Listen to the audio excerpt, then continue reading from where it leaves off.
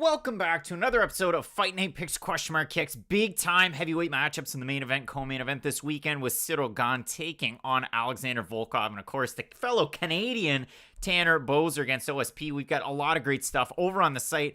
One Championships champion, Adriano Moraes. You can find a great write-up of the interview that we have with him. You can also find our own Joshua Hart's full card betting guide. What's he feeling as far as best bets, pop and popcorn fights, and he's got his big time parlay there at the end. Make sure you check out all of the great content. You can also find some neat stuff over in the store as well. Pick up some of the swag that the boys wear on the show. As always, FightNightPicks.com, and as we always say, let's get into it. Fight Night Picks is brought to you by Vertiball. Head on over to their website. It's vertiball.com. And listen, it's an awesome product. It's a local company out of New Brunswick, Canada. So make sure you support those guys locally as well as Fight Night Picks. But they're the only mountable portable muscle massager. They can stick onto any smooth surface. They've got an industrial strength suction cup. Can support over 100 pounds of pressure. You can get really into those deep knots. I have one here at home. I use it for my back and my shoulders from holding up that Fight Night Picks Pick'em trophy. But listen, make sure you check them out. It's a great product. Like I said, they're recommended by physiotherapists, masseuses, and chiropractors across Canada, the US, UK, and Australia. And they're used by countless professional athletes like Minkah Fitzpatrick on screen there, as well as Clellan Farrell of the Raiders. So if you head into the cart, make sure you check them out. So I've got a Vertiball massager in my cart right there. Use the promo code FNP. You're going to save 10% off your order. You're supporting this company here that I'm very passionate about in New Brunswick, Canada, and you're helping out us as well. So make sure you check them out, vertiball.com, promo code FNP, 10% off your order. And without further ado, let's get into it. Ladies and gentlemen, recorded in Fredericton, New Brunswick, Canada. It's time for Fight Night Picks with your host, Craig and Matt Allen. Boom, and we are live as always with Fight Night Picks question mark kicks 2 hours before the prelims. One half of your host, Craig Allen. You can find me on Twitter and Instagram at Craig Allen FNP. With me to my left, to your right, Matt Allen. You can find him on their respective socials at Matt Allen FNP. And Matt, it's been a weird day getting ready for the show.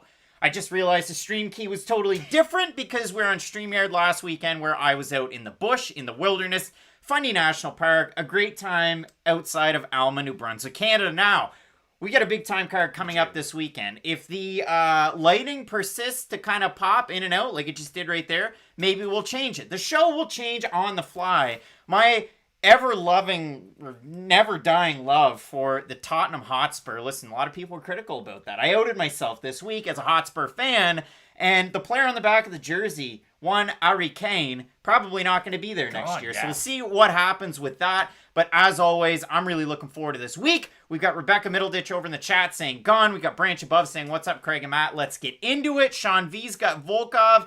Time is not aligned, damn lads. Those are some sharp zip-ups. There's all kinds of great stuff at the store. Exactly. Not the zip-ups, so those were just for us. But hey, if you really want some, let us know. We got to sell out of the stuff that we do have. Dave Baker saying, does Craig usually wear glasses? Not a lot, but today I will. And Austin Laxon is hanging out there in the chat as well. There's a lot of people tuning in.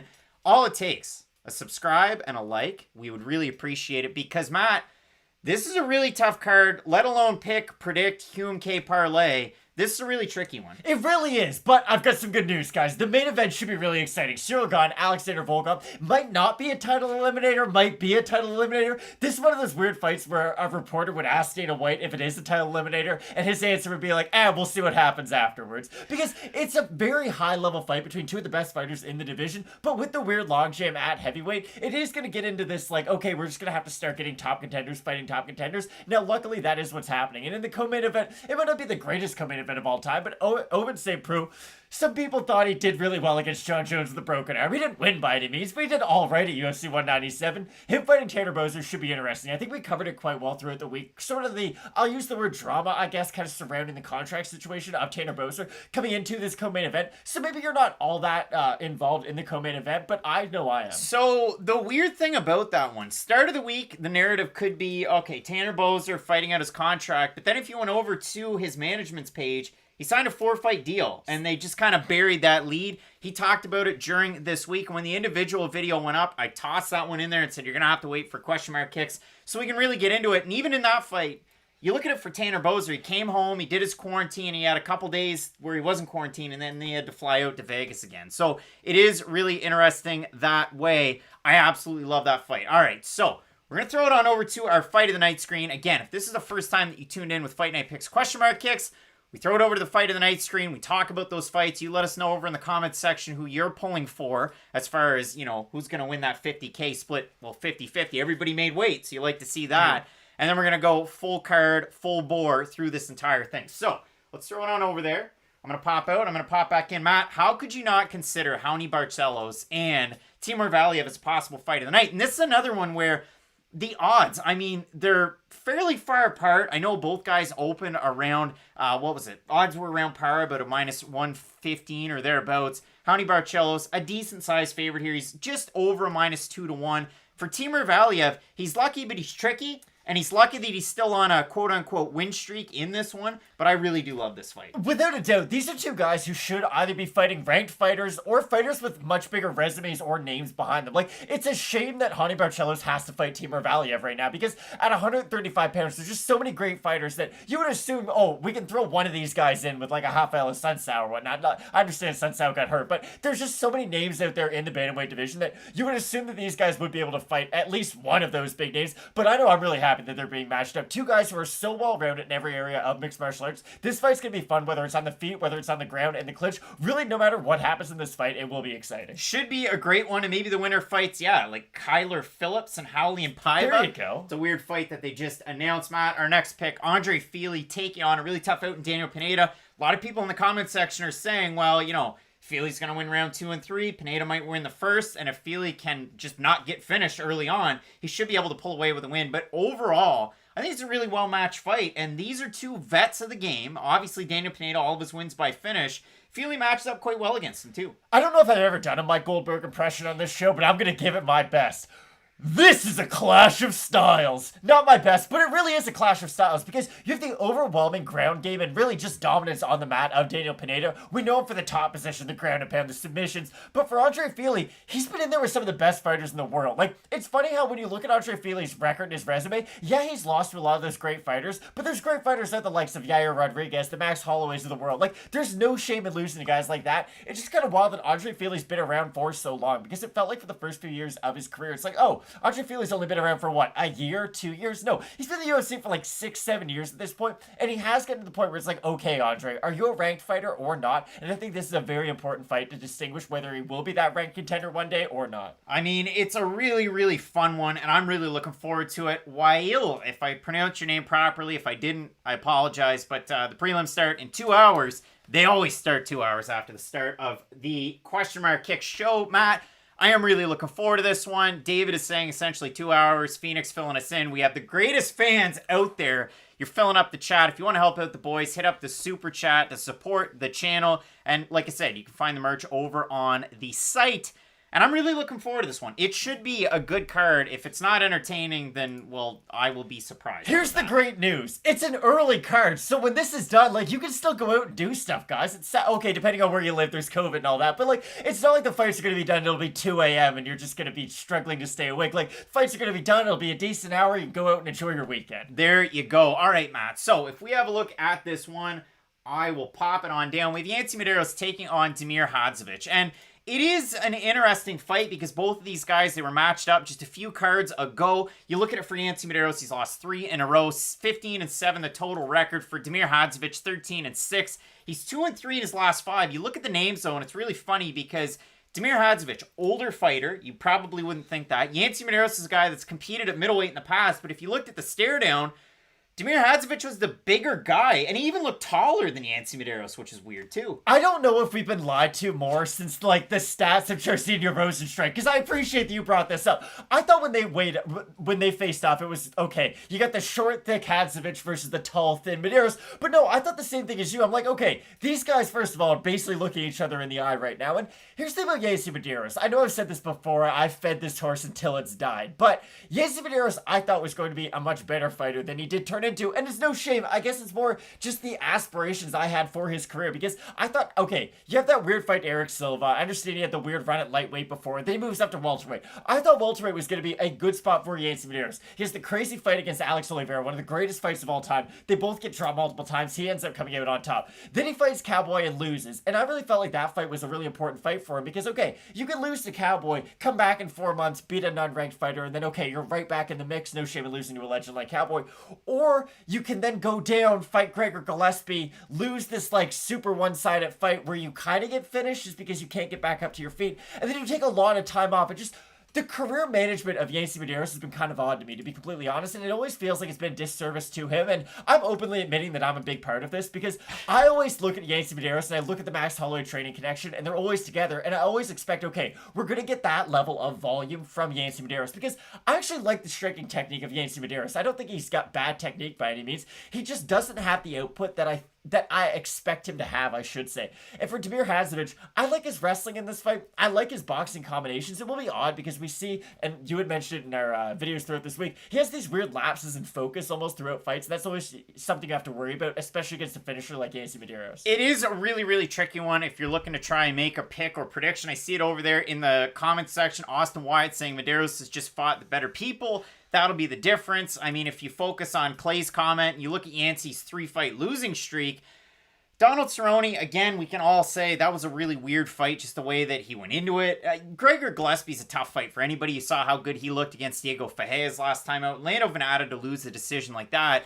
I mean, Lando Venata looked great in his last fight. He really did. So it is really tricky, that losing streak for him, for Damir Hadzovic, Christos Giagos, and then the submission loss to Moicano, where huge defensive lapse in that fight to just kind of like stand up as slow as he could against such an accredited jiu-jitsu player in Moicano, a guy that almost submitted Brian Ortega. We can take that to the grave. But Matt, Damir Hadzovic open to -128 favorite. Again, over on Best Fight Odds, he's -146 right now. Yancy Medeiros open to +108. He's +121. Over on Tapology, 2,379 total votes, 62% Medeiros, 38% Hadzovic. So the fans have Medeiros, the gamblers have Hadzovic. What are you taking, or who are you taking? Ever so slightly, I'm going to have to pick Damir Hadzovic in this fight, and for these reasons, I do feel like the striking is quite even between these two, because the durability of Yancy Medeiros really does worry me. Damir Hadzovic, if he's going to get finished, it probably will be by submission. It won't be on the feet. With Yancy, I just think when you've had so many crazy fights like he has, your durability will start to diminish. And here's the other thing with Yancy too. He looked terrible in the Lando Venata fight. And I know Venata didn't look terrible in his last fight down at 145, but their fight, neither guy really did that much. You could tell that it wasn't a Yancy Medeiros who was like, okay, I'm going to go in there and I'm going to brawl and I might get finished. It was I'm going to be hesitant Yancy Medeiros. And I feel like once you start to develop that sort of hesitancy into your game, it's really hard to get out of it. And for those reasons, I'm going to pick Hadzovic. JP over in the comments section saying, strange that we have QMK so early today. Well, last weekend I was on vacation, but hey, the boys got to put out. So we did. We put out and we put on. And hopefully you enjoyed it if you're able to catch the show. I know a lot of people weren't. But today, yeah, the fights are in almost 2 hours. So Senor Dermo's got us covered over in the comments section. I've got Hadzovic in this fight, but again, I can agree it is a really, really close one. All right, so we move into our next fight, Matt. We have Charles Rosa taking on Justin Jaynes. And was it a blue dress? Was it a black dress? Was it a gold dress? Is Justin Jaynes 6'3" as we had him at the start of the week, or is he actually 5'7"? That dominated the comments section all week. Apparently it was a mistake that slipped by both of us. I fixed it in the individual video. My bad, guys. But he's actually 5'7". Now, I looked at this fight, and at the start I had Justin Jaynes. Again, he's usually like short, not stocky, but up at 155, like he's thick. And you saw that in the fight against Frank Camacho. It's a really, really tricky fight, though, because, again, for Charles Rosa, since he debuted in the UFC in 2013, he's alternated wins and losses through 9 fights. He's 4-5. He lost his last fight. So general theory would have him to win. If he's going to go the Randa Marcos way, he's going to win this fight. Justin Jaynes, since he beat Frank Camacho, has lost 3 fights in a row. Allegedly, by his own volition, he's gambled all of his money for this one on himself. How's he going to pay his team? How's he going to pay his camp? How's he going to pay his way? I know it's a fight at home in Vegas, and he works at Extreme Couture as a coach, but it seems absolutely insane.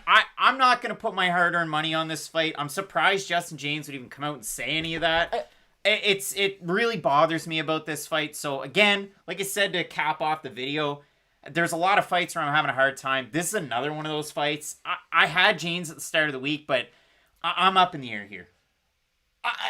Let me start this by saying I still have Justin Jaynes, but I do think all of your criticism is appropriate because there are a lot of question marks about him down at 145. The last time we saw him down at 145, he got mopped in the grappling department. That's just the truth. Like, Justin Jaynes, the guy who is a wrestler, the guy who coaches other MMA fighters how to wrestle, got out wrestled against Gavin Tucker. And I know Gavin Tucker's a really well-rounded, a really dynamic mixed martial artist. Yes, his durability might not be there, but he's a tricky fighter. And when you think about tricky fighters at 145 pounds, I know Charles Rosa fits that description, but these are my problems with Charles Rosa. He's a good grappler until he comes up against grapplers who are much physically stronger than he is. Like, even go back to the Bryce Mitchell fight. When your build is when one of the first things the commentary brings up about you is that you're a Brazilian Jiu-Jitsu black belt, you better not get out grappled in your fight. And that's just one of my rules that I have. And the fact that we saw Charles Rosa get out grappled so thoroughly by Bryce Mitchell, and I can already hear you guys typing, but Matt, that's Bryce Mitchell. Like, he can put anybody in a twister. I get it, but those are the types of grapplers that we're going to compare you against when people bring up your grappling as one of the first skill sets that you have. So for me, I do have Justin Jaynes in this fight. Personally, I don't like all these sort of extra going on around the outside. But to me, I look at this fight as like, I used to work at a gas station. There'd be people who'd come in and they'd buy a lottery ticket and then they'd be like, I don't really want that. Why would you do that? You've already bought it. That could be the winning numbers. So I'm going to assume that I've already picked the winning numbers, so I'm going to stick with Justin Jaynes. It is a tricky one. Again, Charles Rosa is favored to win by the odds. He opened at -170. He's a -171 right now. The odds have been pretty much the same. Justin Jaynes at a +142 clip right now. Over on Tapology, 2,392 total votes, 81% Rosa, 60% by decision, 32% by submission. The 19% that I have Jaynes, 58% by knockout. We said this over on Instagram at Fight Night Picks before the show. We were talking quite a bit about this fight, was the fact that Charles Rosa, the only time he's lost by TKO was to Shane Burgos, and it really lends credence over there in the comments section. There was somebody that was talking about Rosa on the back foot. Now, I want to give credit where it's due. I'm sorry this is going to take too long. You're there. You know who you are. But that is a really good point. I do like that. Rosa's one of those guys. He's got the karate. He's got the black belt in jiu-jitsu. He just has to bring it all together. I was so surprised by how much bigger he looked, and I hate what I've heard out of Justin Jaynes this week, that for me, I have to change the pick to Rosa. But again, that's how close this fight is. I do have a hard time with it. So I'm going to go with Rosa in this one. You're going to go with Jaynes, but it really is a tricky fight, right? It is, yeah. This isn't a great fight by any means. Let's just call it what it is. All right, Matt. So we're split on the pick. We'll move into our next fight. We have Julija Avila taking on Julija Stoliarenko. And Matt, Julija made weight. And she looked fine, and they had a weird, like, hey, we're going to shake hands, but we're going to hug. It was so weird. Dave Baker hitting us up in the super chat. Appreciate the coverage. I really do appreciate that, Dave Baker. We appreciate the fans. You are in the chat every single week. It means a lot to us. So, Matt, Julija Avila taking on Julija Stoliarenko. Matt, for Julija Stoliarenko, well, we know her background. She's competed in Lethwei before. She has a great judo and jiu-jitsu pedigree. She's won tons of fights by armbar. You go look at her record. I mean, what was it? 4 wins by armbar before she fought Lisa Verzosa in a wild split decision win to win the Invicta Championship. I mean, that was one of those ones where you look at it. Verzosa is such a good fighter. That was for the vacant Bantamweight Championship. Verzosa was 5-0. She was really like one of those Drake Riggs favorites, and you had Stoliarenko able to get the win. She has just gained leaps and bounds since she lost to Leah Letson way back in The Ultimate Fighter. Obviously lost her last fight against Yana Kunitskaya. One of those judges scored the second round a 10-8. And then you look at this fight, Julija Avila, really good striking, really good leg kicks, powerful right hand. She lost her last fight to Sijara Eubanks. We've talked about her grappling and her wrestling, and it's been to her detriment sometimes, but I still like to think that it's something neat that she has in her back pocket, but it is something that's at the forefront of Stoliarenko's game. So when I look at the odds still at the end of this week, I'm surprised how far apart they are, but I do like the matchup here. This is the thing about Stoliarenko. She has a lot of the background that, like, Stephanie Eggers has, where it's like, oh, you've done all this great stuff, and then you come into the cage, and it's like, oh, why didn't you show me any of that stuff that you have? It's just the truth. Like, Stoliarenko, there's a fighter out there who is great. She's like Andrea Bargnani, like, the best version I'm sure I love. But then you're in front of me, and I'm like, okay, what have you done for me lately? Her fight against Yana Kunitskaya was an absolute one-way beating, and there's no other way I can say it. And listen, I wish I could sugarcoat it, and let me just get this out of the way too. Avila did look so great herself against Sijara Eubanks her last time out, so I don't think either one of these two fighters are coming off the greatest performances. This is the one thing I will say for Julija Avila. I like her ability to mix things up at this division. I feel like at 135 pounds, and I'll open this up to you too. there's not a lot of just well-rounded fighters. There's a lot of specials, like Juliana Pena, submissions, Jermaine Durandamy, striking, Sarah McMahon, wrestling. Like, Julia Avila is just a well-rounded version of what a lot of these fighters are in the weight class, and I do think if she can pick up a good win over Stoliarenko, she can offer at least an interesting matchup to some of those, like, 15-10 fighters. You're right there fighting like Macy Chason or something. Like, it's kind of crazy to think about it that way, but I do look at this one, Matt. It is a really tricky fight. I mean, again, those odds are spread so far apart. You look at it for Yulia Stoliarenko. She opened as an underdog plus 300. She's a plus 273 right now. For Avila, open to minus 400. She's minus 352. And if you have a look over on Topology, 2,355 total votes, 90% Avila, 79% by decision. There was a really good comment there over in the comments section. It was by just my 2 cents, if I'm not mistaken, talking about the fact that if the fight goes to the mat, again, if Stoliarenko pulls guard, Avila will K for face in. Avila's pretty good from top position as well. So if Stoliarenko thinks, oh, I'm going to be able to pull off one, like a slick kind of submission off her back, it's going to be really, really tricky that way. I still like Stoliarenko in this fight. I think she brings the fight to Avila, and I really do like those chops. Again, a la Stephanie Egger. So I'm just going to... Stephanie Egger looked terrible, though. I'm going to don't stop believing in the chops. I'm going to take Stoliarenko in this fight, but I know that we're split on this one. Yeah, for Stoliarenko, it's just... You landed 6 strikes in your last fight. It's really hard for me to pick her, that's all. All right, Matt. We'll move into our next one. We have Marcin Prachnio taking on Ike Villanueva. And Matt... Marcin Prachnio, Ike Villanueva, it's one of those fights that really makes you scratch your head. I mean, for Prachnio, he looked amazing with one championship. Then he laid an egg in not 1, not 2, but 3 fights where he lost by finishing, well, all 3 fights. Again, Sam Alvey, Ankalaev, and then Mike Rodriguez. And then he beat Khalil Roundtree. So it's really tough to get a great read off Marcin Prachnio. His last win with one championship 3 years and 9 months ago. Take on Ike Villanueva that's really fought again. In the last 2 years, he beat Roger Narvaez, Rashad Coulter, over with Fury, 2 former UFC names. He loses to Chase Sherman at heavyweight. He loses to Jordan Wright, and then he beats Vinicius Mojica. So it is tough to try and get a great track record there. Tevin Soundy is saying Ike all day, lock it. Voodoo Wiz is saying Ike by KO. Matt the Mick is saying Villa. A lot of people are saying Ike here, Matt.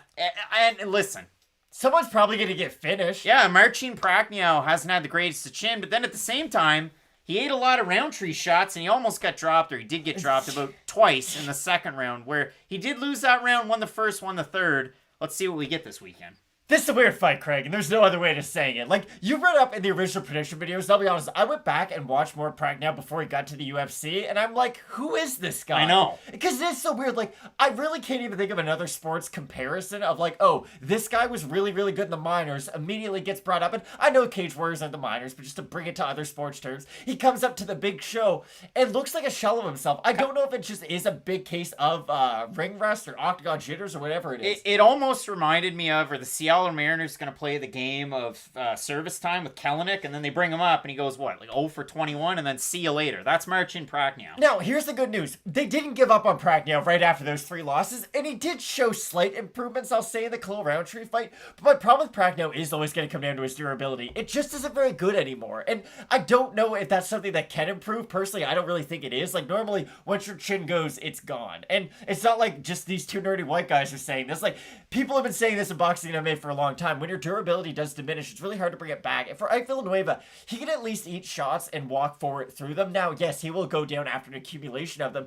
I still like Prachnio in this fight for these reasons. I think he can mix it up a little bit more on the feet. And if he can avoid being dropped in that first round, I do think he can have more success as this fight goes on. Because I have this other kind of weird theory where Prachnio, I feel like, just has to get warmed up to the fight to where he can start to eat shots. You can catch him cold early on in the fight, and I do think if he gets hit clean early on in the fight, it kind of does catch him off guard, if you will. Whereas in the Khalil Roundtree fight, he got that 1 round to settle in. He got hit a lot cleanly in the second round, for being honest, and he did get hurt and wobbled from them, but at least he didn't go down.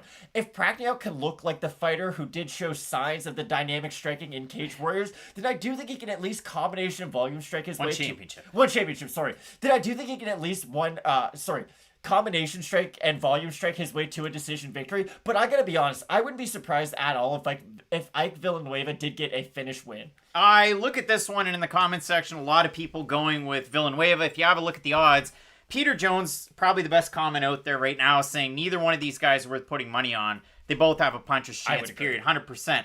I like the extra tools that I've seen out of Marcin, Prachnio, but Ike Villanueva's probably got the durability, so take that for what it's worth. Prachnio open to minus 193. The line since, Monday's gone up, so he's a minus 201 right now, and if you look at it for Villanueva, open to plus 168. You could have had him at a plus 176. He's a plus 166 right now. Over on Tapology for the total votes, 2,381 total votes, 69% with Prachnio, 57% by decision, 38% by knockout. The 31% that have Villanueva, 86% by knockout. So a lot of people feeling it for Ike Villanueva that way. I'm not. I'm going with Prachnio, but that is a really tricky one. Be Kind Rewind saying, Craig, about to bust a story for the Daily Planet. I mean, hey, last weekend was what? Was it last weekend or the weekend before? Last weekend before. Was it? About Luigi Vendramini's mushroom farm with his parents and his bakery. Sometimes I've got those stories, sometimes I don't.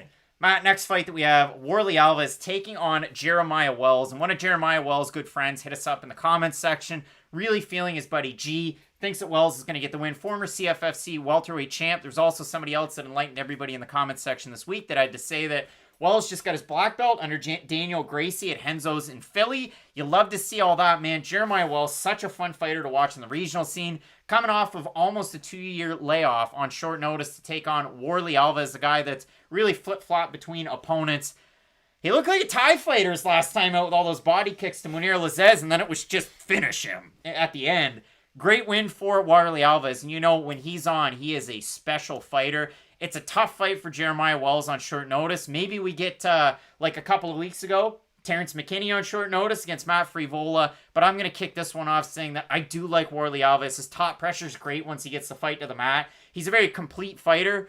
Unless he has like an absolute gaffe or a momentary lapse, I think Warlley Alves wins this one. Warlley Alves is a really hard fighter to beat when you've been preparing just to fight Warlley Alves for 2 months. He can still guillotine you, he can still knock you out, he can still beat you by decision. Now, I guess decision's probably the least likely of all those situations because, at least in my mind, every Warlley Alves fight is he's losing until he wins by finish. Like, he can get outstruck, he can get out-grappled in some parts, but he's always going to end up in a dominant position. The thing I like about Warlley Alves and his grappling is that he never really seems to stop. He is kind of that Charles Oliveira mindset where if I can keep you moving, I can keep on opening up different windows of opportunity. And when he has just about anybody on the mat, and here's the thing, for Jeremiah Wells, it's great that you have your black belt, but unless it is against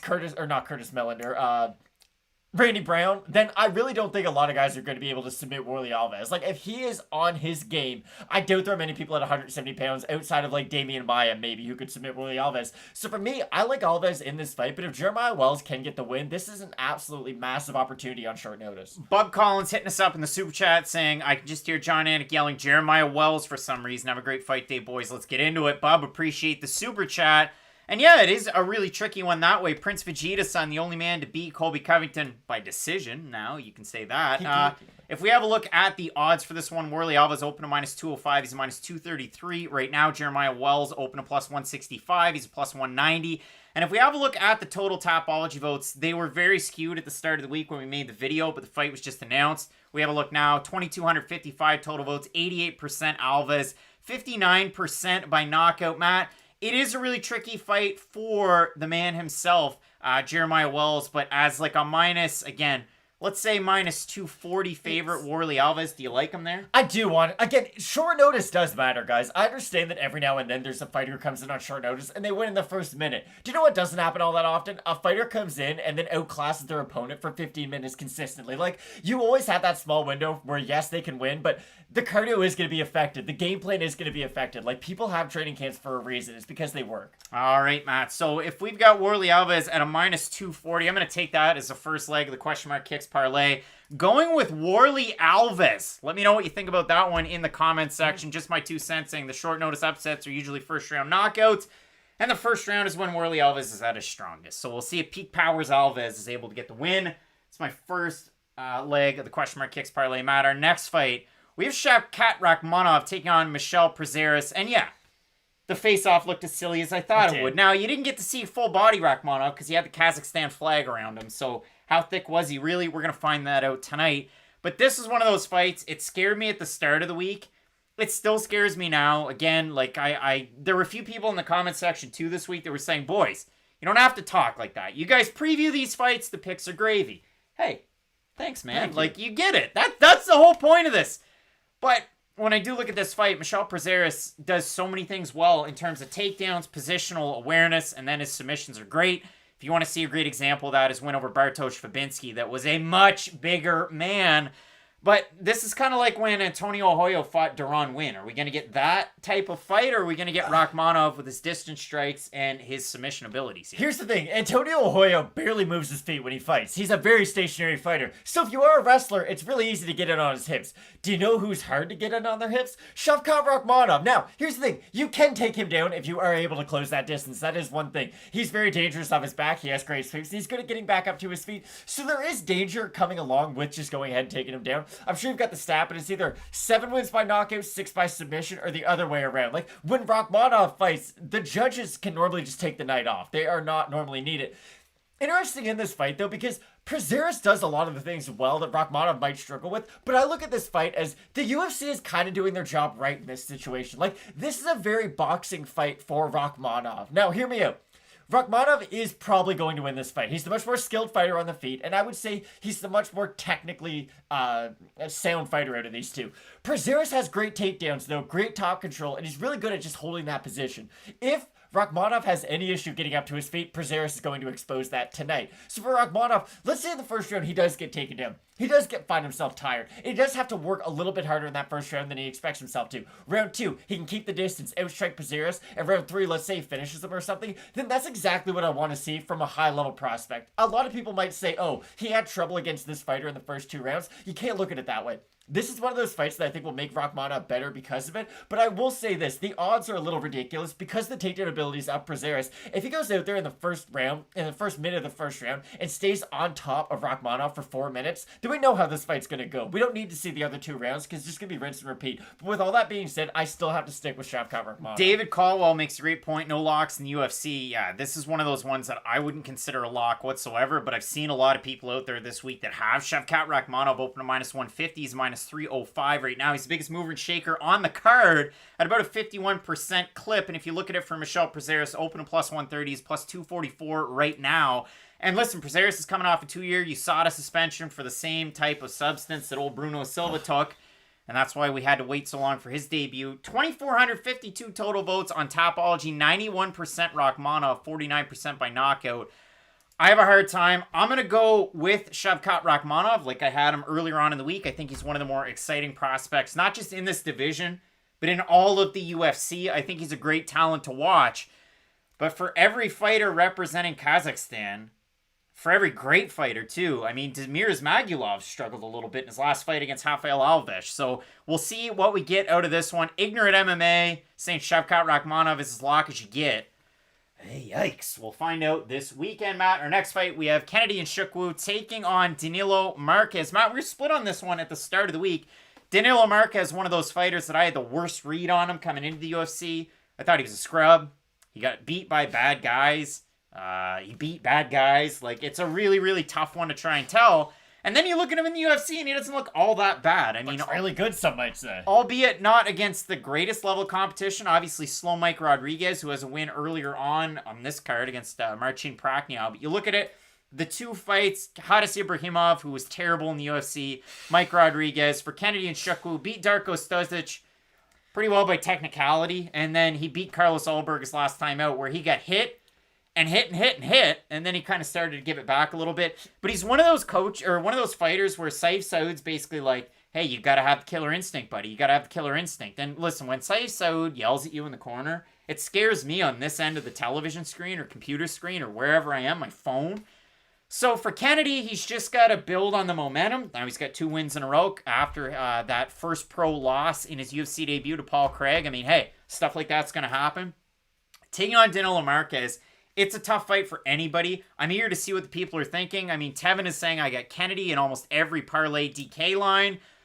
Christine Joyner saying Kennedy by a second round TKO.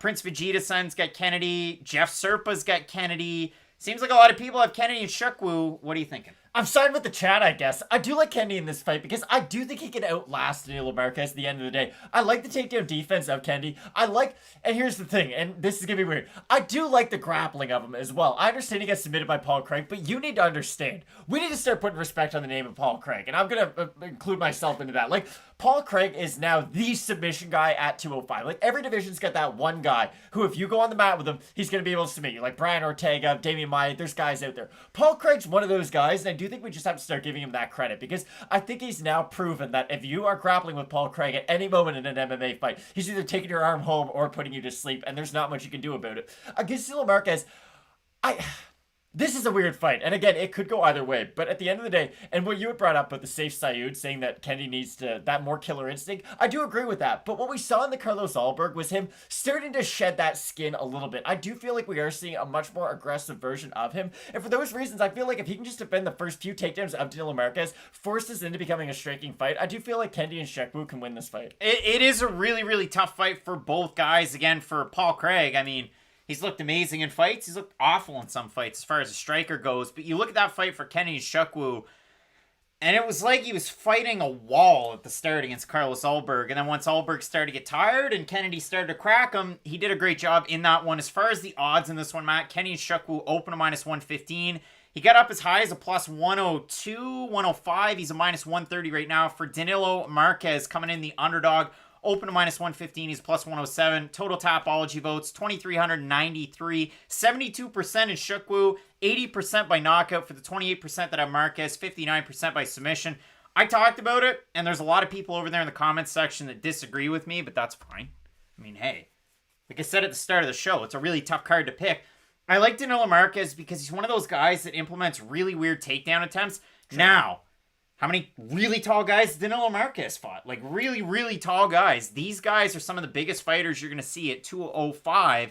So for Marques, he's got to be able to get that takedown. He's got to be able to get it early while they're still dry. And then he's got to be able to get that back and that submission. I do like Danilo Marques in this fight. But to go off the comment over there by Kendo856, Kennedy by round 3 TKO.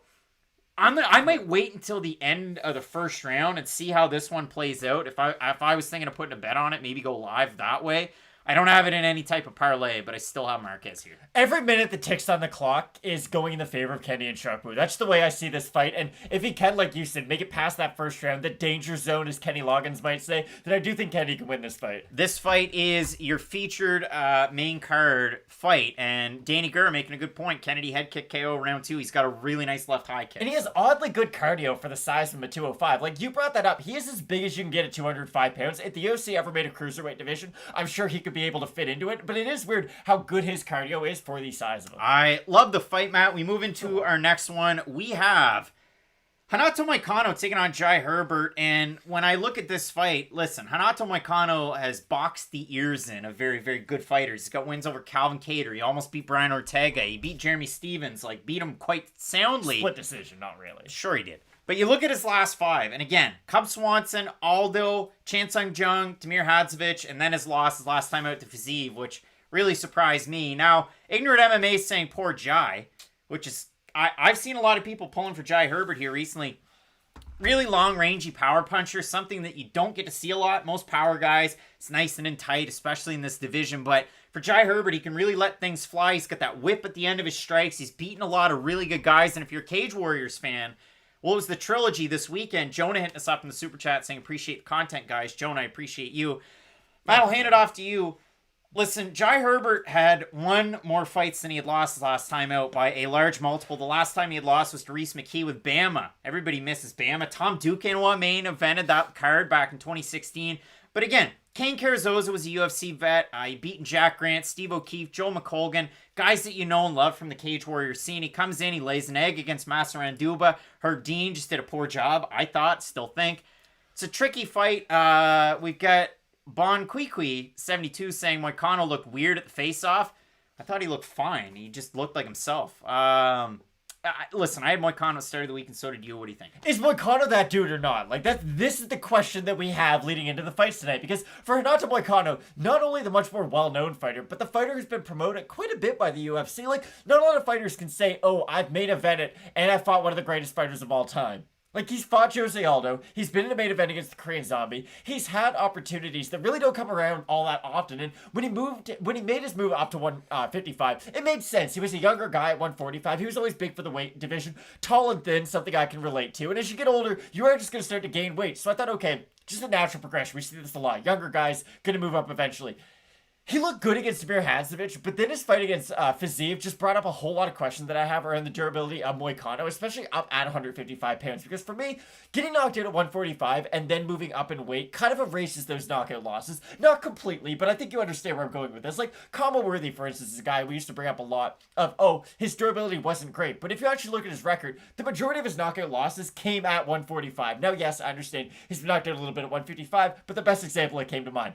I worry about Moicano's durability even up at 155 now, even though the weight cut wasn't as severe as it was down to 145. I just don't think he can absorb a shot all that well. And it's weird because I even talk about Moicano like he is a striker. I think about the leg kicks. I think about the boxing combinations. He's a long-rangey guy himself.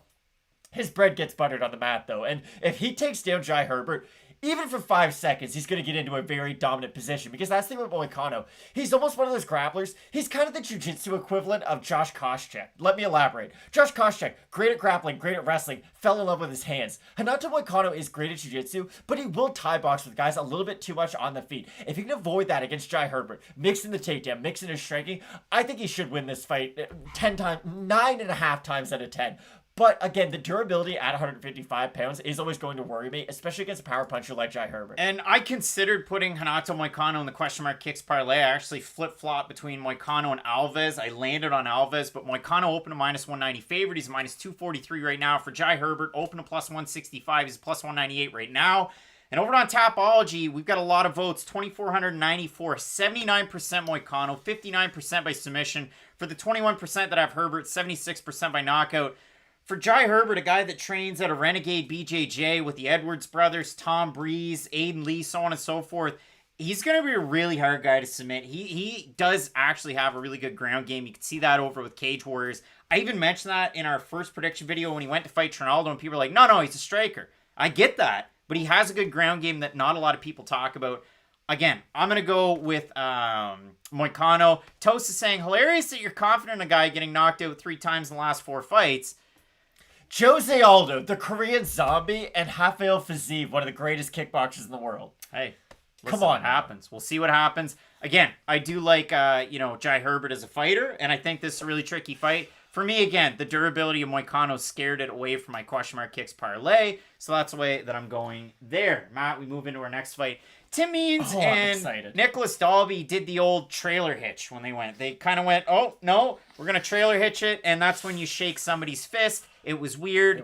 It was weird. Now, we've got a fight coming up here between Tim Means and Nicholas Dalby, where Dalby was originally supposed to take on Sergey Kandozhko, and Tim Means, not that long ago, like just a week ago, was supposed to take on Hot Chocolate Danny Roberts. Now, we get a little bit of a mix-up, a little bit of a shake-up. Tim Means made weight. Nicholas Dalby made weight. Tim Means a little bit taller. Nicholas Dalby a little bit thicker. But overall, this should be a great fight. Both guys bring it. We had this as possible fight of the night. I love this fight. So what are you thinking here? Tim the Dirty Bird Means is still doing the damn thing, and I'm kind of surprised, honestly. Like, Tim Means is, 37? He shouldn't still be fighting these competitive fights with other, I won't say top-ranked welterweights, but other exciting-level welterweights, because Tim Means isn't in the money weight division. He's not in the BMF title division. He's in the, I'm kind of old and I just want to have exciting fights at this stage of my career division, and I'm completely here for it. Like, if they ever decide to do Nick Diaz versus Tim Means, I understand they'll never do it because Tim Means doesn't have nearly a big enough fan base, but, like, as a fight, you can't tell me that wouldn't be absurdly exciting. And that's why, honestly, I do see this as a fight of the night. I understand we went with 2 different fights for the graphic at the start of this video, but, like, to me, this fight can rival either one of those. Because for Tim Means, I love the forward pressure. You love the elbows. He's one of those fighters who, again, like Giannis Antetokounmpo, when he's rolling downhill, getting his combinations going, there's no way to stop him. And it's not like, okay, he just throws punches or he just throws kicks. He mixes elbows into his combinations. He'll throw a leg kick in weird times. Like, he's just a really odd fighter when he does throw his combinations. And again, I always bring up combinations with Tim Means because he does it better than almost anybody at 170. I understand he might not hit harder than a lot of guys. He might not be faster than a lot of guys. But just his boxing and kickboxing combos are really, really hard to deal with. Even go back to the Mike Perry fight. And I understand Mike Perry's not the greatest fighter by any means. But, like, Mike Perry hits hard and he has a good chin. And that can get you pretty far in the UFC. Especially when you're fighting kind of the guys who Mike Perry was fighting, sort of those entertainment fights.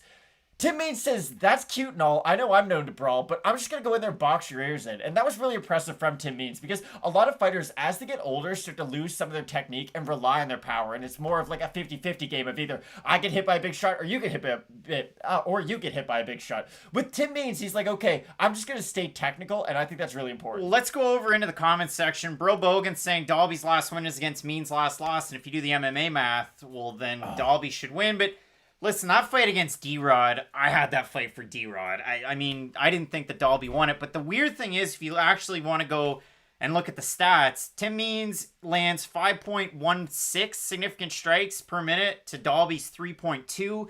He absorbs like 0.01 more strikes than Dalby does. So again, you like to see that, maybe. I mean, Dalby's defense is actually worse by 6%, and his accuracy is worse by 9%. And then in terms of the takedown, Dalby does average more at 1.45 to Means 0.92.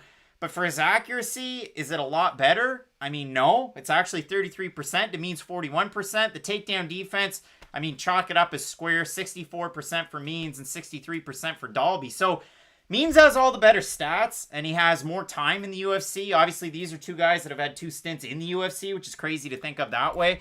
Nicholas Dalby's second stint in the UFC has been a little weird because, again, did Oliveira beat him? It was a close fight. You look at it, it's a true win streak, right? Because, again, he lost to Jesse Ronson by sub, but it was considered a no contest due to the USADA suspension. He beat Rodriguez by unanimous decision, but did he? Neighborhood Nip is saying D-Rod got robbed. I agree. 100% in that one. So it is a really tricky fight, but again, you have a look at the odds for this one. Tim Means is the favorite, open at -200. He's -133. A lot has come in on Dalby, who opened at +170. He's +109 right now. If you have a look over on Topology, 2,412 total votes, 54% Dalby, 86% by decision, 77% by decision for those who have Means. I've got Tim Means in question mark kicks parlay. I've got him at a -133. You go with that. You go with Warlley Alves. You end up at a +151. So I'm going with Means in this one. I like Tim Means in this fight. And hey, Dana White, I'm going to do your job for you. Give us Matt Brown versus Tim Means too, you cowards, okay? It happened to UFC 189. It was a weird fight where Tim Means lost by submission. They're both old now. They both fight in a very similar style. Give us the fights we want to see. I love this fight, though. It should be a great one, Matt. We move into the next one. We have Andre Fili taking on Daniel Pineda. Daniel Pineda, one-hitter quitter? Maybe not, but all of his wins are by finish. He's taking on a very durable Andre Fili. I want to know in the comments section what people are thinking. Do you think that Fili's going to win? Is Daniel the Pit Pineda at a 4-ounce Fight Club going to be able to get the win here, bring it back to Texas, just representing Adrian Yanez's idol when he was a kid or when he was coming up? I think this is a great fight. And listen, Matt, 465 tuning in right now. We've only got 111 likes. It takes 2 seconds. And Trent Bossingham hitting us up in the super chat saying, Means, lucky being Timur Valiev, Alves, Rakhmonov, Kennedy, Volkov for the picks. Keep up the good work, boys. Thoughts on these? I don't have Valiev, but that's a really close fight. I'm sketched out by Rakhmonov. Kennedy and Nzechukwu I don't have. And Volkov I don't either. So let's see what you're thinking. Good luck, Trent. Hope you enjoy the fights. That's all I can add. What are you thinking on this one? This is a really weird fight. I know we brought it up a lot, and honestly, we can probably spend the least amount of time on this fight because it is so easy to break down. Like, with Andre Fili, tends to win by decision. He can wrestle. He's got good defensive grappling, and he's a decent long-range striker. With Daniel Pineda, the book is out on him. He's a wicked offensive grappler, especially with the top position, for about a round and a half. And honestly, I'm gifting him that other half round just to be really nice to him. He's got that first round. And for Andre Fili, it is weird because at 145, he can get out-muscled by a lot of guys. So I honestly could see a situation where Daniel Pineda goes in there, takes down Andre Fili basically immediately and TKOs him on the ground. If that happened, I wouldn't be surprised in the least bit. But to me, I think Andre Fili is a very underrated wrestler in his own right. And I do think that he's going to be able to defend a lot of those initial takedown attempts of Daniel Pineda. And if this is just a kickboxing fight on the feet, Daniel Pineda has okay leg kicks. He's an alright boxer, but he's very stiff. You can tell that striking is not what he's natural at. Whereas Andre Fili, he flows a lot better on the feet. And I do think Fili, if he can avoid those early takedown attempts, can win by decision. It's really funny when you go over to fightmetric.rds.ca. It's a site that they used to push, then Fightmetric became UFC Stats, but they still have this website, and they always update it with the best pictures. But if you look at it in terms of percentages of what these two fighters are doing, It's way different than what you normally see. For Andre Fili, 38% of the time he's striking, 52% of the time he's earning takedowns, 9% of the time going for submissions. For Pineda, 22% of the time striking, 20% takedowns, 57% submissions. The numbers, they favor Andre Fili by what he gives out in terms of output. Pineda a little bit better defensively in terms of the shots he absorbs per minute, but his defensive percentage is worse. And then if you look at it in terms of takedowns, Fili normally more apt to go for takedowns. It's Pineda that really goes for the submission. So it is a really fun fight in terms of, if you look at it that way, Pineda could arguably be 4-1 in his last 5 if you take away the old, drug test. But he did finish Mavlid Haibulev, who just beat Lance Palmer. He did beat Junior Bacon Cheeseburger Jeremy Kennedy, beat Herbert Burns in his debut. For Andre Fili, the losses in his 5-on-in, Yusuf and Bryce Mitchell. Fili in this one is the favorite, Matt. He opened at about what? Minus 185, he's at minus 232 right now. For Daniel Pineda, open plus 160, he's plus 189. So what are you saying here? So I'm just going to get over to the chat. Wyatt Kenny, if Jaldet ever fought Daniel Pineda, the first round might be a 10-6 for Daniel Pineda, and the third round might be a 10-6 for Jaldet. That'd be the weirdest fight ever, but I'm here for it. At the end of the day, though, I do have Andre Fili. I like his takedown defense. I actually like his offensive wrestling. Here's a little thing that no one said yet. I could see him take down Daniel Pineda, because here's the weird thing for Pineda. He's a great grappler in the top position, but off his back, he can waste some time. And he's not a guy like Brian Ortega, who's so active in his guard that you're worried from the second you take him down to the second you get back up to your feet. I like Andre Fili in this fight quite a bit, to be honest. I have Andre Fili in this one as well, but again, if Daniel Pineda went out there and won it in the first round, maybe you like Pineda in the first, 1.5? Maybe you like it that way. After that, I like Fili. I'm going with Fili in this one. Not switching the pick in this fight, Matt. Our next one, Raoni Barcelos is taking on Timur Valiev. Very well matched fight. I had Fili since the start of the week. No, neither one of us switched the pick. I really like this fight. I was surprised. Again, Barcelos open to minus 150. He's minus 222 right now. For Timur Valiev, open to plus 130. He's plus 181. We have this one as a possible fight of the night, and I really do think it's going to deliver. Barcelos never gives up. I mean, the guy's I don't know. He's just really hard to fight, especially in this weight class. Timur Valiev is too. I absolutely love this fight, and I think that there's some people out there, it's like a hardcore movement. Timur Valiev, Lucky Timur, 100%. There's a lot of people confident in Barcelos too. I have a really hard time trying to judge this one. I wouldn't throw this in a parlay myself. No. I'm just going to sit back, enjoy the pop and popcorn, and watch this one from the couch. I love it. What are you thinking? Barcelos is in this really interesting just area of the bantamweight division. And again, it's not like he's the only guy in the UFC who's in this situation, but we talk about this a lot, where it's skill-wise, you should have 10 million Instagram followers, but you've really only got 50,000. And it sucks. It's just ranked fighters are going to want to be like, hey, I'm going to fight this guy nobody knows who's probably better than me at everything.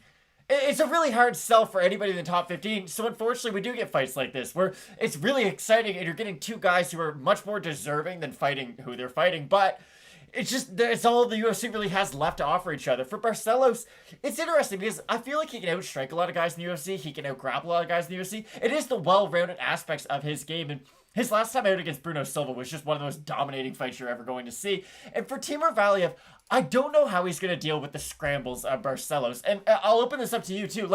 If he can win, I don't doubt that he can win some of them, don't get me wrong. But when you add in the cardio of Barcelos and the fact that he can throw, he doesn't just have good cardio to where he's fresh in the third round. He can throw hundreds of strikes, get involved in scrambles, go for takedown attempts, and still be fresh in the third round. And I do think that's the important thing. It's a great fight, and when you look at it for Timur Valiev, was that even an end to a sentence, or did you just... No, I just... Brain neutral. Brain neutral. And again, so for me, I really do think cardio is going to be an important factor in this fight. All right, Matt. So for Timur Valiev, you look at it, he's a guy coming out of Mark Henry's gym, Nick Cantone MMA. You get to train with some of the best wrestlers and grapplers out there. And to really pour fuel to the fire of Glaire's comment, Russian fighters are overhyped. Habib isn't. Wasn't. Oh my gosh. Listen, the generalizations like that are crazy. I saw it out there on Twitter last night too. Mavlid Haibulev sucks. Well, he fought a wrestler. What's he going to do? It's just silly. But when I look at this fight, these two guys match up really well. This is going to be a fun fight. Oh, yeah. And for Timur Valiev, he can do all of the things that Barcelos does well. That's what makes it fun. I mean, a master of sport in Sambo. He's an international master of sport in pancration. The guy brings it, and he stepped into the power jab at Trevin Jones, and he got finished. But he could have finished Trevin Jones before that. Like, it just depends on what referee you have. So, Timur Valiev, they're going to tell you on the broadcast he's on a 7-fight win streak, but take that with the biggest grain of salt. They're probably going to say the same thing for Dalby. Well, he hasn't lost a fight in years. He hasn't lost since he lost to Carlo Pedersoli. Well, that's just not fun. It's a lie.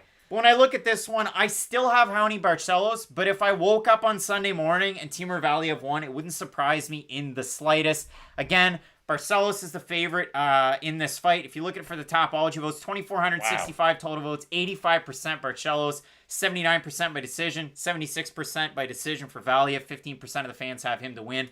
I have Barcelos, but it's going to be a great fight. And just my 2 cents is saying Raoni is going to get it bad at some point, but his striking BJJ will get it done here. Matt, we move into our co-main event of the evening.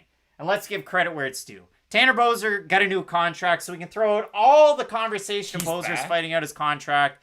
He got 4 more fights. 4 more fights, not years. So Boser, he had his last fight against Latifi. Let us know in the comments section what you thought. Did Boser win his fight against Latifi? Again, I picked Latifi to win. I thought it was a really close fight. You can make an argument either way. I didn't think it was a robbery. I know a lot of people did, and that's fair.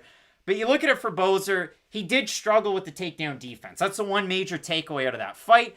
So he flew back to Canada. He did his quarantine. He had a couple of days not in quarantine. And then he boarded a plane from Alberta to Vancouver, Vancouver to Vegas. And now he's here. Lost 2 pounds in the process, too. This is where all my questions come from, though. Like, we're Canadian. There's still rules around here, like going to the States and Canada and whatnot. I have no idea what Tanner Boser's training was in the last 2 weeks. Like, I don't know what kind of training he was able to get. If he had some kind of thing set up at his house or... Like, I just don't really know what he was able to do since his last fight against Latifi. Or is he relying on a lot of the carryover from that Latifi camp? Does he just think, okay, I'm in good shape. I can maintain for these 2 weeks. And maybe he looks at OSP as, okay... OSP just naturally is susceptible to a lot of things I do well. He does just move backwards. I use a lot of forward pressure. I'm a volume-heavy striker. Maybe Tanner Boser just looks at this fight and goes, okay, I don't need a big game plan because just naturally, this fight's going to progress by OSP's going to move backwards and I'm going to move forwards. This is my problem. This is going to be one of those classic OSP fights where he's either going to lose the decision because he backs up so much, or he's going to knock Tanner Boser probably out cold because he moves back so much. Because OSP's got the weirdest flailing arms you've ever seen in the world, but also some of those powerful kicks in the UFC. Like, I know people talk about Luke Rockhold, Gabriel Benitez. Like, there's a lot of names out there. Oh, pound for pound, this guy might be the best kicker. OSP fills out those Venom shorts for a reason. Like, this guy can kick hard, and he goes to the leg, goes to the body, goes to the head. He can mix it up, too. I don't love the overall output of Ovince St. Preux, but what I will say is, when he at least does let his hands go, he's a very, very dangerous fighter. So for Tanner Boser, I see him moving into the power of Ovince St. Preux a lot in this fight. I don't look at this as being, oh, Boser's going to be able to get in and out of the pocket. I look at it as, oh, Boser's going to be putting himself in danger a lot in this fight. With Tanner Boser, you look at it, Jesse M., who are these 2 pencil neck geeks? That's the best comment of the week. Jesse M., pat yourself on the back. So listen, he's Craig. Doc Emmerich never played hockey, but he was pretty damn good in the States calling NHL games. Donnie Taylor hitting us up in the Super Chat saying poppin' popcorn on me today, boys. Thanks for the great work you do every week. Donnie Taylor gets it. Jesse M., apologies, you're no longer the comment of the week now. But when I look at this one, Tanner Boser, karate background, good in and out, good up and down. He's one of those guys, not herky-jerky like Ben Rothwell, but he's up and down quite well. He's normally a death by 1,000 cuts type of guy, but again, Pizzola fight, he looked great, finished him. I have a question Felipe for you. Lins, finished him, looked great. Like, he is a really tricky fighter. Now again, Ovince St. Preux is one of the most inconsistent fighters, period. Regardless of weight class. For better or for worse? He was getting ready for a tricky fight with Max Grecian. Unfortunate that didn't get to match up. Ryan saying over in the chat, OSP or pass. There's a lot of people going back and forth. For Tanner Boser, he did the 3 days of quarantine in the Government of Canada's hotels. Then he did the rest of the quarantine at, undisclosed location. I don't know what he did. Now he's coming into this one, coming out of Shea Bears MMA. KB Buller in the corner. It's just a tough fight for anybody, and it's a tough fight for Boser to come in that way. Now, great for him to get the contract after, it didn't look all that good, but I do have a really hard time. I mean, Ovince St. Preux typically is a guy that's going to put on somewhat of a pace, unless he backs up the whole time. But again, in a fight with Max Grecian, and now you come into a fight with Tanner Boser, I would think somewhat similar opponents. Boser is the favorite in this fight. Open to minus 115, he's a minus 181. Ovince St. Preux open to minus 105, he's a plus 100. Over on Topology, Matt, Not that close. 2,466 total votes, 63% Boser, 53% by knockout. The 37% that have St. Preux are split between the finishes. If you look at it in terms of percentages of what they do, Tanner Boser 100% of the time is struck in the UFC, while for Ovince St. Preux, it's split all the way. Wow. 34% striking, 30% submissions, 30% takedowns, 34% submissions.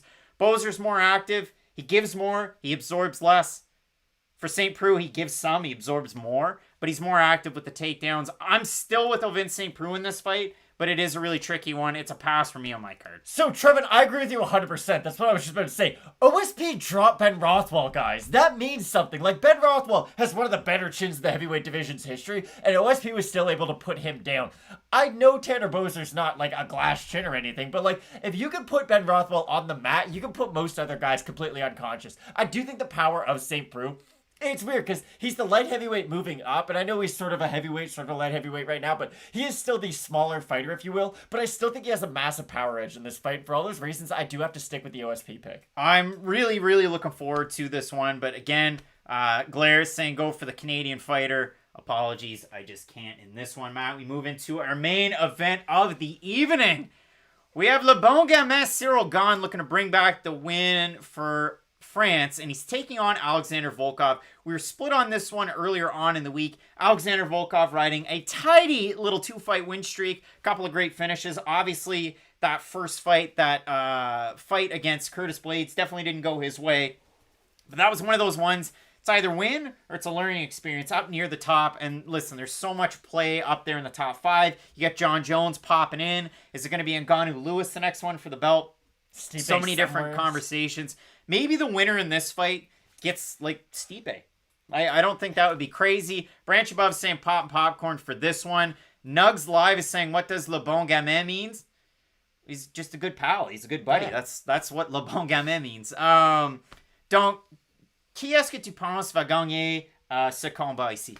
Volkov. Now, this is a really interesting fight, and I know we've gone back and forth this, and we've kept it pretty fun.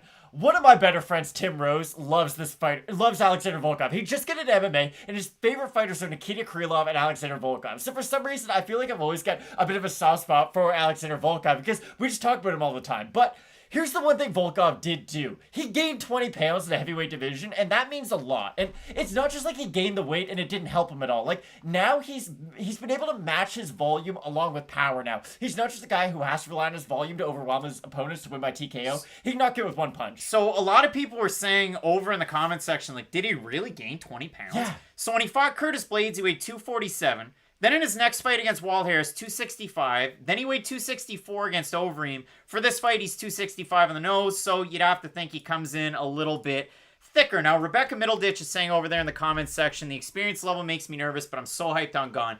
I agree with you. And Matt's been saying this behind the scenes. We're going to break the fourth wall. Craig, the way that you kind of judge these fights, this is totally... Everything about this, you should pick Volkov. Because I always go with, again, at heavyweight, the size, the experience. Output, no, because output actually favors Cyril Gane, even though it's a smaller sample size against lesser competition. So it doesn't. But when you look at this fight, again, Volkov has 33 more fights. He has 33 wins to Gane's 8. He has 8 losses to Gane's none. You look at it again out of the split, 69% of the time Volkov's striking, 52% of it Gane is striking. What I absolutely love at a Gane is the fact that he's one of the most cerebral fighters you're going to find in the UFC. He switches stances so well. He pours it on when he needs to and when he doesn't. And we've talked about fighters, and our Jerry West of MMA for this is, of course, Jeff Neal.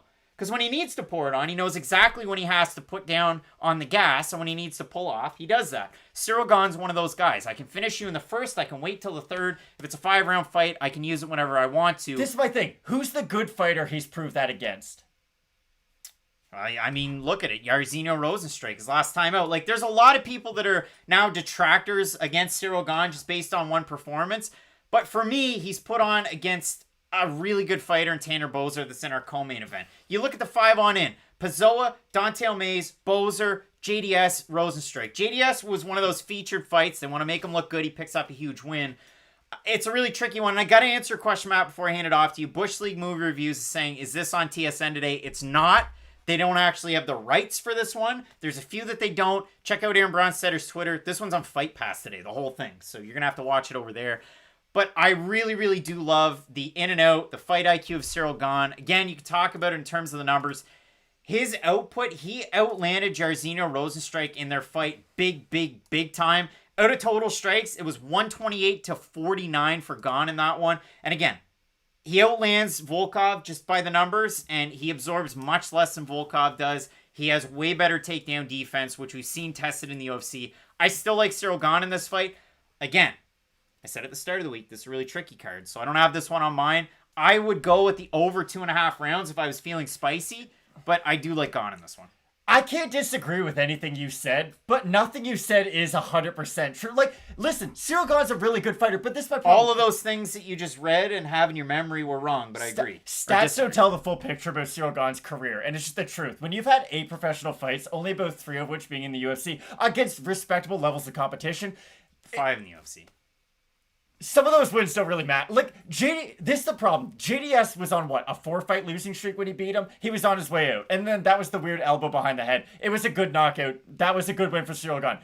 The Jairzinho fight was weird. He won it, but here's my problem. If you land 102 significant strikes in a heavyweight fight, why couldn't you drop or hurt your opponent once? Like, Cyril Gane has good technique, but he doesn't have power or volume that's so overwhelming that I can really rely on Cyril Gane to go out there and finish a lot of guys in the heavyweight division. And I do think we're starting to see that. Like, Gane, when he is in there against unranked fighters, can basically finish them however he wants to. Knee bar, guillotine, like, whatever he wants to do against those lower level guys outside the rankings. I truly believe Cyril Gane can beat them. Honestly, if you gave him, like, the method and the round, he could probably do that. But I do think that as he starts to fight those more well-rounded, more experienced fighters, he is struggling, and he's not going in there and just blowing the doors off them. He's not being able to get those takedowns as easily. He's not being able to land in combination as easily. And I do feel like the thing that makes Cyril Gane really, I guess, effective in this weight class, and the thing that makes him unique, is his elusiveness. And I really do think he brought up a great point where he does fight in that weird, like, he's a karate kickboxer almost, where he's got that kind of bounce to his step. Well, and they talked about it before his debut,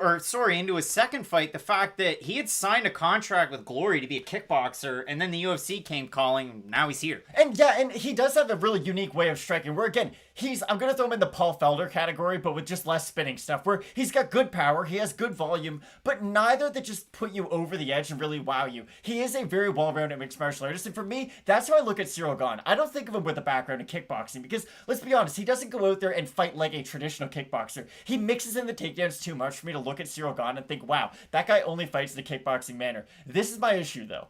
I don't think he's going to be able to get the takedown on Volkov, and I really do think that the takedown is going to be important for him in this fight, because we've seen Volkov lose fights before. We've seen him get out-grappled. We've never seen him get outstruck in a volume manner, though. Like, it's almost impossible to outstrike Alexander Volkov by having a higher level of volume than him, because this thing that Volkov does really well. He's got uppercuts in the clinch, and he also has knees in the clinch. So if you get too close to him to where you crowd his space, he's got weapons to deal with that. If you're too far away from him, he's got the front kicks to the body. He has a very well-rounded kicking game, and he checks leg kicks too. I know both guys do, so weirdly enough, I don't think the leg kicks are going to be that important in this fight.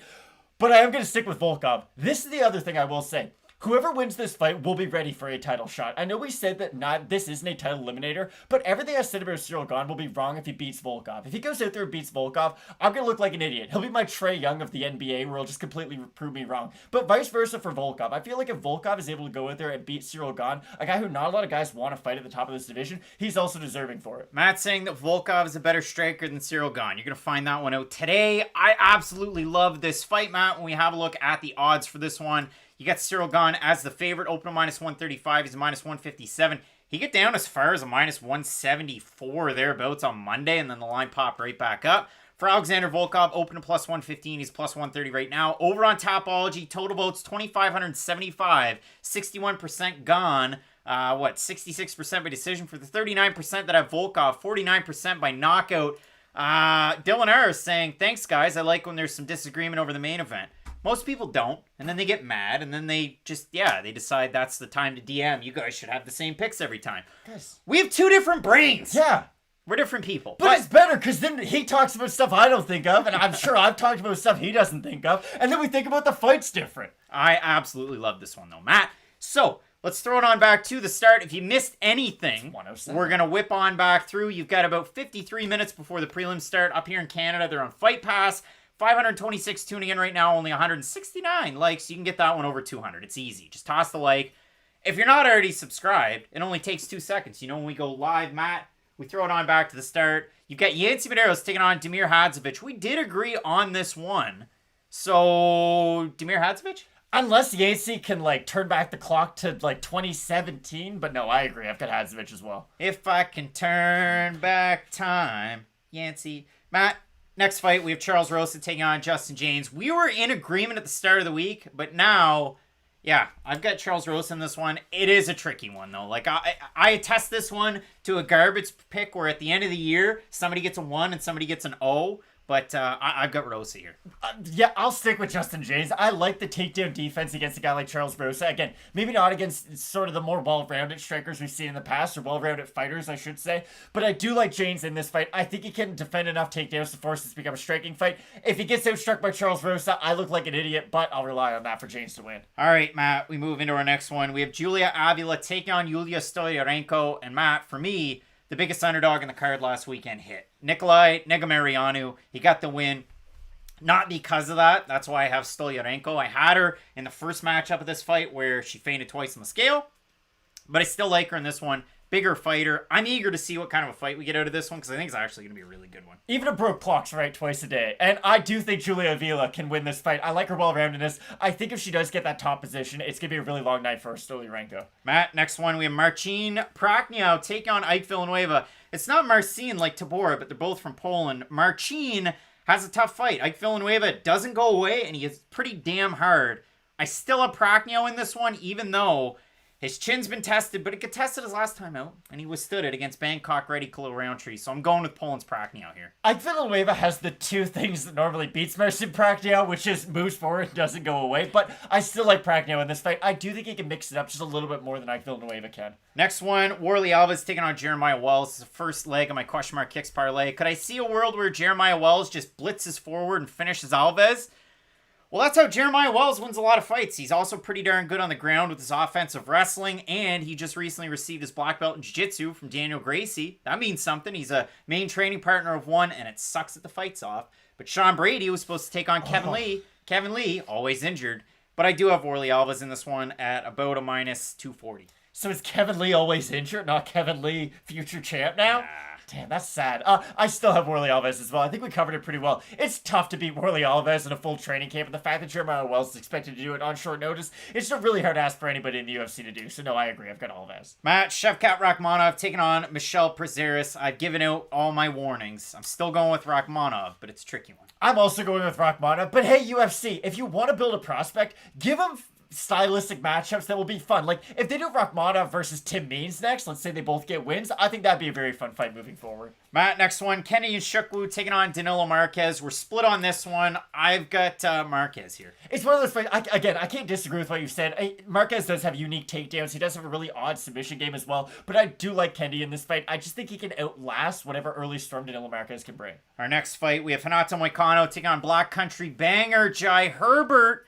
Got Moicano in this one. I do too. Again, Moicano's a guy who has main evented, has fought some of the better fighters in the world. He has fallen short against those better fighters. I would still side with a fighter who's lost to the greats than the one who's more unproven.